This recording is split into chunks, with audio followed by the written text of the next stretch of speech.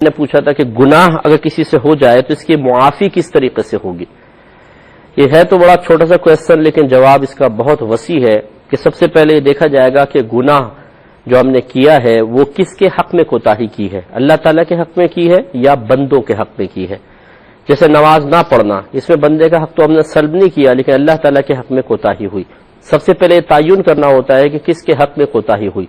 اگر اللہ تعالیٰ کے حق میں کوتاہی کی ہے تو پھر یہ دیکھا جائے گا کہ کس طرح کی کوتاہی ہے. کیا کوئی بدنی عبادت ترک کی ہے، جیسے نماز روزہ چھوڑ دیا، یا مالی عبادت کی ادائیگی میں تاخیر کی گئی ہے، جیسے زکوٰۃ کی یا قربانی کی ادائیگی میں تاخیر کر دی، اور یا اس کے علاوہ کچھ اور کیا ہے، مثلا شراب پی لی کسی نے، یہ بھی اللہ کے حق میں کوتاہی ہے، منع کیا گیا تھا. چنانچہ اگر یہ تیسری صورت ہے کہ شراب وغیرہ پی لی، اس میں تو فقط توبہ ہوتی ہے کہ وہ نادم ہو، شرمندہ ہو، دل میں پختہ ارادہ کرے اللہ کے خوف کی وجہ سے کہ آئندہ کبھی ایسا نہیں کرے گا، اور زبان سے الفاظ بھی ادا کر دے کہ اللہ تعالیٰ مجھے معاف فرما دے، میری بخشش فرما دے تو سے میں انشاءاللہ آئندہ کبھی ایسا نہیں کروں گا. بس یہی توبہ ہے. اگر مالی عبادت کے اندر کوتاہی ہوئی ہے تو پہلے تو اللہ تعالیٰ کی بارگاہ میں توبہ کرے، پھر جتنے عرصے کی زکوٰۃ ادا نہیں کی ہے اس زکوٰۃ کو ادا کرنا پڑے گا، وہ معاف نہیں ہوگی. توبہ سے معاف نہیں ہوتی، گناہ معاف ہو جائے گا، زکوٰۃ ادا کرنی پڑے گی.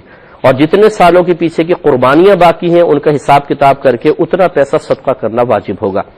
اور اگر کسی بدنی عبادت میں کوتاہی ہوئی ہے، جیسے روزے چھوڑ دیے یا نمازیں چھوڑ دی، بلوغت کے بعد جتنے نماز روزے نکلے ہیں ان سب کا حساب و کتاب کرے اور ان کی ادائیگی کی کوشش کرے اگر وہ ادائیگی پہ قدرت رکھتا ہے تو. اور اگر بیمار بہت زیادہ ہو گیا ہے، اب صحت کی امید نہیں، یا بہت زیادہ بوڑھا ہو چکا ہے، تو پھر جتنی نماز ہیں، جتنے روزے ہیں، ان کا فدیہ ادا کر دے. اور ہر نماز، ہر روزے کا فدیہ ایک صدقہ فطر کی مقدار ہے، جو قیمت کے اعتبار سے آج کل تقریباً 80 روپے بن جاتے ہیں. تو سمجھ لے ایک نماز یا ایک روزے کے بدلے میں اگر 80 روپے وہ صدقہ کر دیتا ہے تو یہ اس کا کفارہ ادا ہو جائے گا اور اللہ تعالیٰ کی بارگاہ میں توبہ بھی کرنی ہوگی. اب بندوں کے حقوق کی طرف آ جائے. بندوں کے حقوق کی بھی مختلف قسمیں ہیں، اس میں کوتاہی کی، مثلا جسمانی نقصان پہنچایا، کسی کو مار دیا، پیڑ دیا، قتل کر دیا، یا مالی نقصان پہنچایا ہے، مثال کے طور پہ اس سے پیسے وغیرہ چھین لیے ہیں یا کوئی مال دبا لیا ہے، اور یا پھر روحانی طور پہ کوئی تکلیف پہنچائی ہے، جیسے گالی بگدی، کوئی خاندان کو برا بھلا کہہ دیا. تو ان سب کی توبہ کے مختلف طریقے ہوتے ہیں. مثلا اگر روحانی تکلیف اور اذیت پہنچائی ہے، اس میں سب سے پہلے اس بندے سے معافی مانگنی پڑے گی، پھر اللہ تعالیٰ کی بارگاہ میں بھی معافی مانگیں گے تو توبہ کمپلیٹ ہوگی. اگر کسی کے مال کے اندر کوتاہی کی ہے تو سب سے پہلے اس کو مال ادا کرنا پڑے گا یا اس سے معاف کروائیں پیار محبت سے ریکویسٹ کر کے، اور اگر وہ نہ مانے تو بہرحال اس کو دینا پڑے گا. پھر اس سے مال دینے کے بعد اس سے معافی بھی مانگے اور پھر اللہ کی بارگاہ میں توبہ کرنی ہوگی.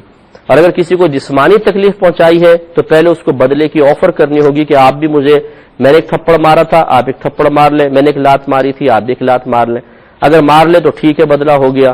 پھر اس سے معافی بھی مانگے کیونکہ آپ نے اس کو تکلیف پہنچائی تھی، پھر اللہ کی بارگاہ میں توبہ کرنی ہوگی. تو اس طریقے سے پھر یہ گناہوں کی توبہ ہوگی. اب آپ نے کس گناہ کے بارے میں پوچھنا تھا، اس 6 قسم میں نے بیان کی ہیں. 3 اللہ تعالیٰ کے حق میں کوتاہی کی اور 3 بندوں کے حقوق میں کوتاہی کی. دیکھ لیں اس میں سے کیا ہے. توبہ کا طریقہ آپ کو بتا دیا. ایک